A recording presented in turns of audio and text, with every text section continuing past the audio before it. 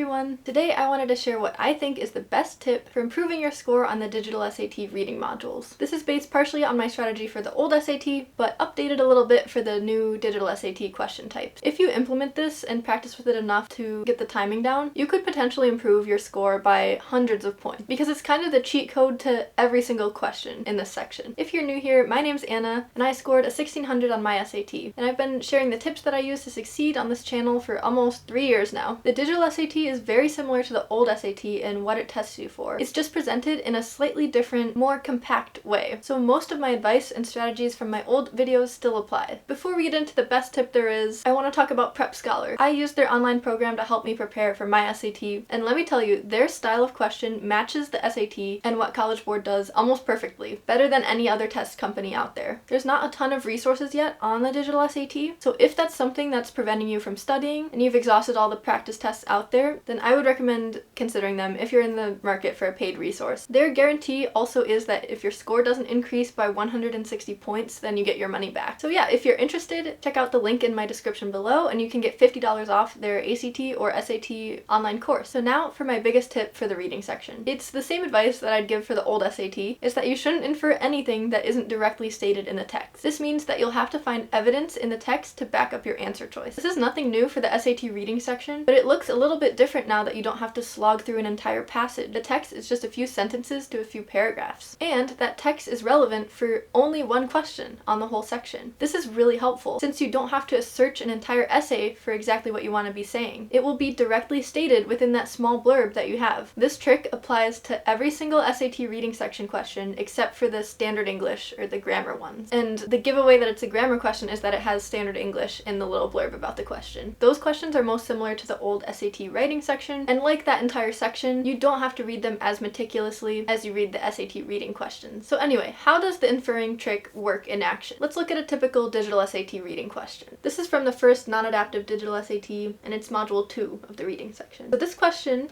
is one of the fill-in-the-blank vocab type questions. So they'll have you complete the blank with the most logical word to go in there. This is half vocab, half looking at the evidence in the text. So you do have to know what all these words mean, but you also need the skill of being able to pull evidence from the text and not just pick a word that sounds like it might fit here. These new vocab questions are kind of one step deeper than the old ones, but they're also less reliant on you knowing the exact meaning of each of the answer choices, which is good. So looking at all these words and just plugging them into the blank in our heads doesn't exactly work anymore, since any of them could kind of work. We have to figure out what they're trying to get us to pick up on. We can do this by looking at the surrounding sentences. There will almost always be adjectives that can help us here and act as synonyms for one of the answer choices. In this case, we see the word harmless and see that the other stimuli are less benign than the one we're supposed to be characterizing within the blank. Innocuous is a great synonym for harmless or benign. We don't see any direct evidence or words that the stimuli is deceptive, or in other words, not actually helping. We also don't see any evidence that it's novel or new. It's also not impractical, and for this one, don't be fooled by the fact that they offer less relief. That doesn't necessarily mean that they're not feasible to use, that just means they're not as effective. We see that with the blank, they're trying to contrast the harmless with the more painful stimuli,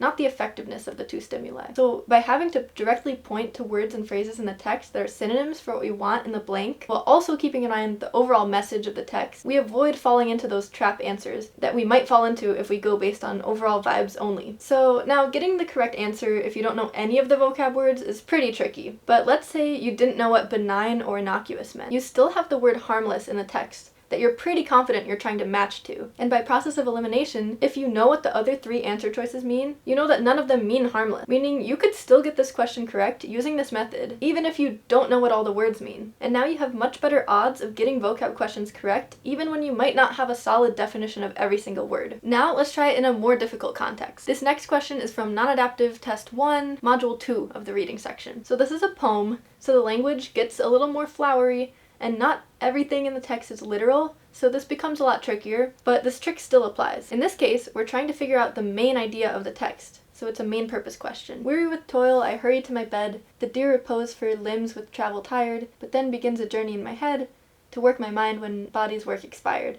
For then my thoughts from far where I abide begin a zealous pilgrimage to thee, and keep my drooping eyelids open wide. So let's try to summarize this with our own words first, which is good practice for main purpose questions. So we see the author's rushing to bed, and then has a journey in his head. Or in other words, he starts thinking of things while he's trying to fall asleep. Yeah, we've all been there. His thoughts begin a pilgrimage to thee. So the author's thoughts are going to a journey to you, and in this case you are his close friend who he's addressing, they keep his drooping eyelids open wide. So in other words, the author is thinking about his friend and is preventing him from sleeping. So now let's look at the choices. That matches really well with choice D. The author is thinking about his friend, which is preventing him from immediately falling asleep. The other choices sound like good choices too if we're just skimming over this, but when we actually take a closer look, we see we don't have any actual evidence in the poem, and the answer choices are actually contradicted by what happens in this poem. Going back and doing a deep dive to prove every other choice wrong with actual evidence is how you eliminate between two choices you might be stuck on that seem equally good, or just eliminate all the choices except for the correct one. For the first choice, it says that he's asleep and dreaming about traveling to meet his friend. It does talk about traveling in the poem and him going off to bed, so this is a pretty good trap answer choice. But wait, before you select it, we have evidence in the text that his drooping eyelids are actually being kept open. He's not asleep yet. So that's how we eliminate this one. The second choice says that he's planning an upcoming trip to the friend's house. Again, this mentions traveling, so you might be fooled by it, but he's not actually planning a trip to his friend's house. It never mentions the friend's house, for one, and the traveling is actually metaphorical since this is a poem. And this is why this question's a bit trickier, but the traveling in this case refers directly to his thoughts traveling, not his physical self.